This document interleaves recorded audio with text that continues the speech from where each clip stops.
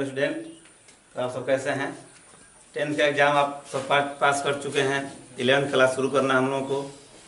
तो हम लोग पढ़ने जा रहे हैं फिजिक्स का पहला यूनिट। प्रतिदिन इससे क्लास करेंगे, प्रैक्टिस करेंगे और चैनल को सब्सक्राइब कर लेंगे। डायरेक्ट आप यूट्यूब में रैयान स्टडी पॉइंट को लिख करके भी पहुंच सकते हैं। RAYYAN Rayyan study STUDY point. जितने भी वीडियो इसमें डाले गए दिए अपलोड किए गए सभी मिल जाएगा आपको, क्लास 9th 10th 11th 12 का। तो फिजिक्स में काफ़ी इम्पोर्टेंट जो चैप्टर है मात्रक और बीमा, ये 12 में भी काम करने वाला है। जितने भी भौतिक राशि हम लोग पढ़ेंगे उसका मात्रक हमको निकालने आना चाहिए और बीमा निकालने आना चाहिए, रटने का नहीं है। समझिए कि हम मात्रक और बीमा निकालते कैसे हैं, रटने से नहीं होगा। मैथ और साइंस में फॉर्मूला याद होना चाहिए, बाकी आपको जो लॉजिक बातें वो समझनी चाहिए निकालने के लिए। इंग्लिश नहीं है कि बस रट गए और प्रैक्टिस करते चले गए। नहीं तो इंग्लिश वाला ये हो जाएगा कि आते हैं, एक टीचर थे आके क्या क्या उन्होंने लिखवा दिया, ऐसे वगैरह बताते थे कि एक लिख लो और बाकी सब रिप्लेस कर देना। जैसे माय डियर फादर लिखवा दिया उन्होंने, मदर पर आएगा तो माय डियर मदर, सिस्टर पर आएगा तो माय डियर सिस्टर, इस तरह से। इसी तरह उन्होंने एक निबंध लिखवा दिया किस पर, फ्रेंड पर, कि I have many friends, some friends are my neighbours, some friends are my classmate. सिखा दिए थे कि जिस तरह चेंज किया था कर दिया जाएगा। एग्जाम में गया लड़का, उसमें आ गया था क्या, फादर पर। तो उन्होंने क्या कि उस लड़के ने क्या किया, रिप्लेस कर दिया फादर की जगह पर, फ्रेंड की जगह पर क्या, फादर को। I have many fathers, some fathers are my neighbours. तो ऐसे नहीं होगा, समझना पड़ेगा कि किसका मात्रक कैसे निकाला जाएगा। और बीमा के 12 के लिए काफ़ी इंपॉर्टेंट है, 11th में ही पढ़ना है हमको। तो पहले देखते हैं भौतिक राशियां क्या हैं, फिजिकल क्वांटिटीज। तो देखिएगा, ऐसी राशियां जिनको हम मेजर करते हो, मापते हम या तौलते हो, किसी भी यंत्र द्वारा मापें या तौलें, है ना, यानी इसका मात्रक हो कोई, क्या कहता है, भौतिक राशि। तो इसका डिफिनेशन क्या लिखेंगे, जिन राशियों को किसी यंत्र द्वारा मापते हैं तथा जो भौतिक के नियमों का पालन करते हैं, क्या कहलाती हैं, भौतिक राशियां कहलाती हैं।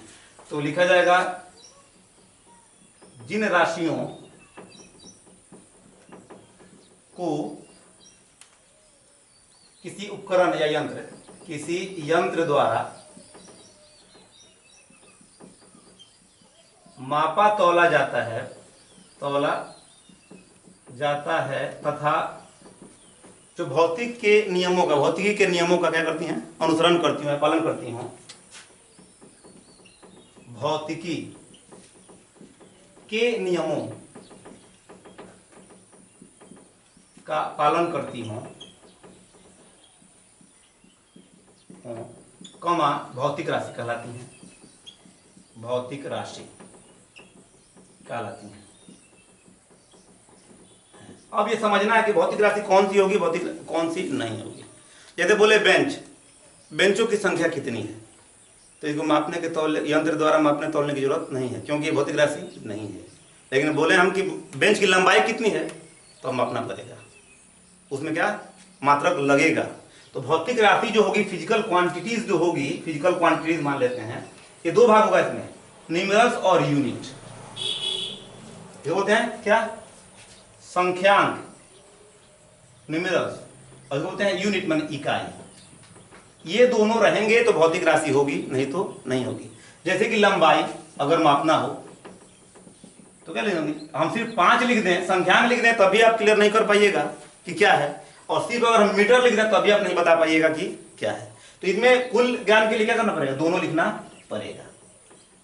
द्रव्यमान अगर लिख दें तो क्या होगा, मान लीजिए 10 किलोग्राम हमने लिख दिया, संख्यांक भी है, एन भी है और यू भी है, मतलब कि क्या है, भौतिक राशि है। तो भौतिक राशि में संख्या भी होगी और मात्रक भी होगा। तो इसमें हम लोग पहले पढ़ लेते हैं, भौतिक राशियां जो हैं वो 2 प्रकार की होती हैं। एक है क्या, आधारी राशि, मिटाने वाले तो है। भौतिक राशि जो हैं वो कितने, 2 प्रकार के हैं।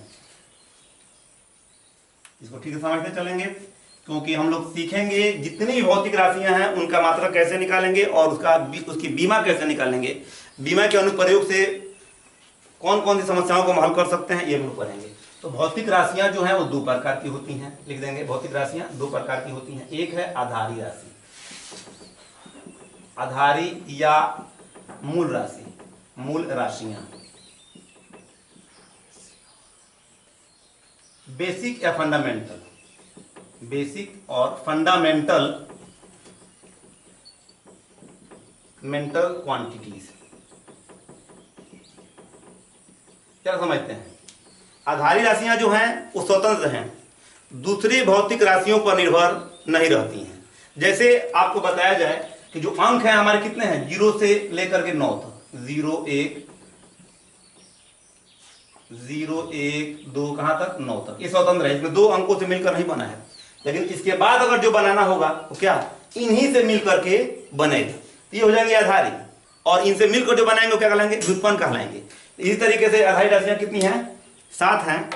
तो देखिए आधारी राशि किसे कहेंगे, ऐसी भौतिक राशियां जो स्वतंत्र होती हैं, अर्थात जो अन्य भौतिक राशियों पर निर्भर नहीं रहती हैं, तो क्या कहते हैं, आधारी राशि। ऐसी भौतिक राशि, भौतिक राशियां जो स्वतंत्र होती हैं, स्वतंत्र होती हैं,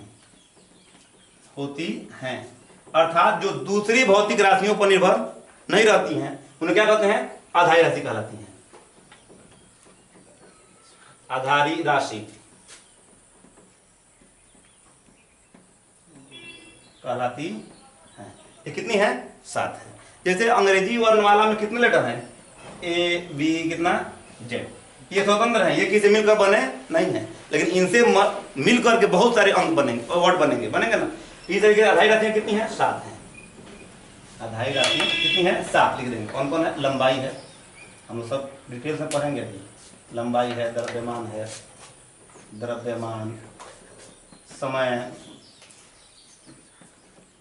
विद्युत धारा, उष्मागतिक ताप,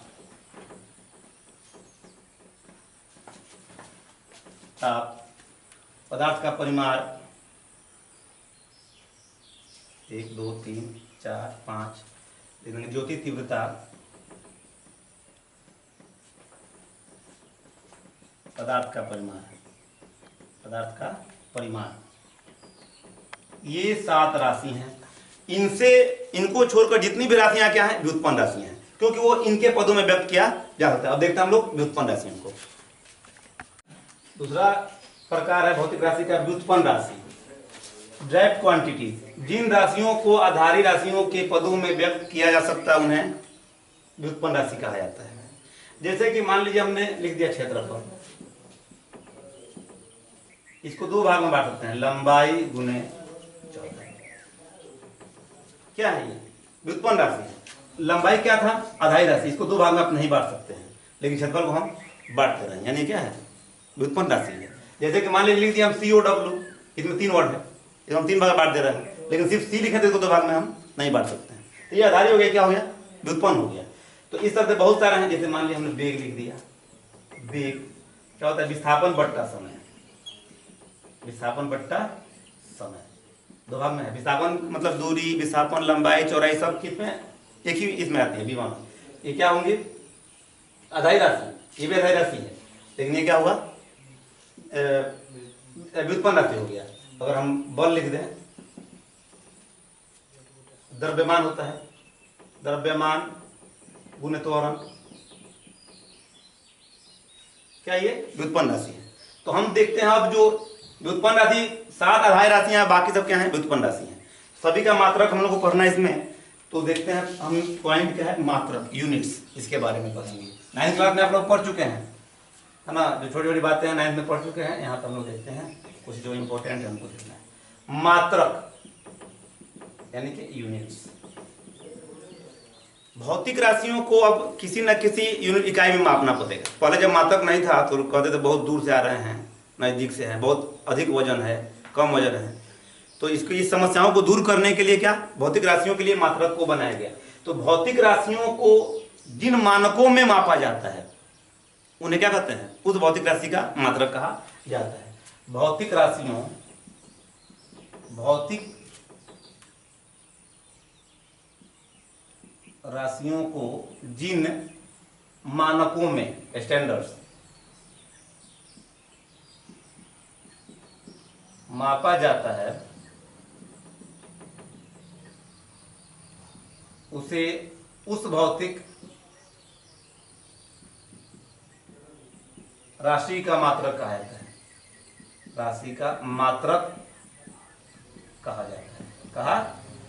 जाता है। जैसे में देखते हैं, जैसे लंबाई को मापते हैं किसमें, मीटर में, तो लंबाई का मतलब क्या हो गया, मीटर। द्रव्यमान को मापते हैं किलोग्राम में, समय को मापते हैं किसमें, सेकंड में। तो इस मात्रक के लिए बहुत सारी पद्धतियां प्रचलित हुई। अभी हम लोग पढ़ते हैं ऐसा ही पद्धति, लेकिन कुछ पद्धतियां हैं जिनको हम लोग देख लेते हैं। मात्रकों की कुछ जो महत्वपूर्ण पद्धतियां हैं उनको देख लेते हैं। FPS पद्धति यानी कि फुट पाउंड सेकेंड सिस्टम है। इसमें लंबाई का मात्रक क्या होगा, फुट होगा। द्रव्यमान का मात्रक क्या होगा, पाउंड होगा। और समय का मात्रक सेकंड है, इसलिए इसको क्या बोलते हैं, फुट पाउंड सेकंड। इसे ब्रिटिश पद्धति भी कहा जाता है क्योंकि ब्रिटेन में बहुत अधिक प्रचलित है। हमारे देश में भी लगभग लंबाई में लोग फुट अभी भी बोलते हैं, 5 फीट 6 फीट, क्योंकि ब्रिटिश यहाँ पे शासन बहुत दिन रहा। इसको बोलते हैं ब्रिटिश पद्धति भी कहा जाता है मापन की।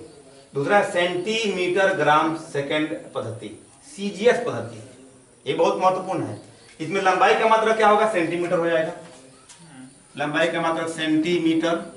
द्रव्यमान का हो जाएगा ग्राम, और समय का मात्रक क्या हो जाएगा, सेकंड। इसी तरह से मीटर किलोग्राम सेकंड पद्धति, इसमें लंबाई का मात्रक मीटर है, द्रव्यमान का मात्रक किलोग्राम है, और समय का मात्रक क्या है, सेकंड है। MKS सिस्टम इसको कहा जाता है। 9th में पढ़ चुके हैं, लेकिन जो हमको मुख्य रूप से पढ़ना है कौन है, SI यूनिट पढ़ना है। SI unit, system the international unit, इसको हमको क्लियर करना है, और यही अभी प्रचलित है और इसी का हम लोग काम कर रहे हैं। भौतिक राशियों के मात्रकों की जब अलग अलग पद्धतियां विकसित हुई तो अलग अलग देशों में भिन्न भिन्न मात्रक प्रयोग होने लगे। इससे बहुत सारी समस्याएं हुई, तो एक अंतर्राष्ट्रीय मानक माप तौल सम्मेलन किया गया कि ऐसे मात्रकों को प्रचलित किया जाए कि जो कि विश्व के सभी भाग में क्या हो, मान्य हो। तो 1960 में जब माप तौल सम्मेलन हुआ तो उसमें 6 मात्रकों पर सहमति बनी, लंबाई, द्रव्यमान, समय, उष्मागतिक, विद्युत धारा, ज्योतिष तीव्रता। और 1970 के सम्मेलन में एक और ऐसे मात्रक को जोड़ दिया गया, पदार्थ का परिमाण। तो जरा देख लेते हैं, ये एकदम याद रखना पड़ेगा, अब रखना पड़ेगा। इससे हम लोग व्युत्पन्न राशियों के मात्रकों को बनाएंगे, निकालेंगे। तो लंबाई का SI मात्रक क्या है, मीटर, सिंबल क्या है, M है। द्रव्यमान का SI मात्रक किलोग्राम, सिंबल kg। समय का सेकंड, स्मॉल s है। उष्मागति का थर्मोडायनेमिक टेम्परेचर क्या, केल्विन, बड़ा K है यहाँ पे। विद्युत धारा, इलेक्ट्रिक करंट का एम्पियर, कैपिटल A है। ज्योति तीव्रता, ल्यूमिनस इंटेंसिटी का कैंडेला है, छोटा c छोटा d है ये। पदार्थ के परिमाण, अमाउंट ऑफ सब्सटेंस का क्या है, मोल, MOL। इसके साथ 2 और संपूरक मात्रक बोलते हैं इसको, क्या क्या है, समतल कोण, प्लेन एंगल का होता है रेडियन, और ठोस कोण, सॉलिड एंगल का होता है स्टेडियन। हालांकि हम लोग कोण में डिग्री मापते हैं, ये सही मात्रक नहीं है, रेडियन है। 11th क्लास में मैथ हम लोग को पढ़ना है कि डिग्री से रेडियन, रेडियन से डिग्री में कैसे कन्वर्ट करते हैं। अब हम लोग देखेंगे इसके बाद व्युत्पन्न राशियों के मात्रक। नेक्स्ट वीडियो में जो व्युत्पन्न राशियां हैं अनंत हैं, ये 7 हैं, इनसे बनने वाले जो भौतिक राशियां बहुत अधिक हैं, इनको कैसे बनाया जाएगा इसको हम लोग सीखेंगे। चैनल को सब्सक्राइब कर लें।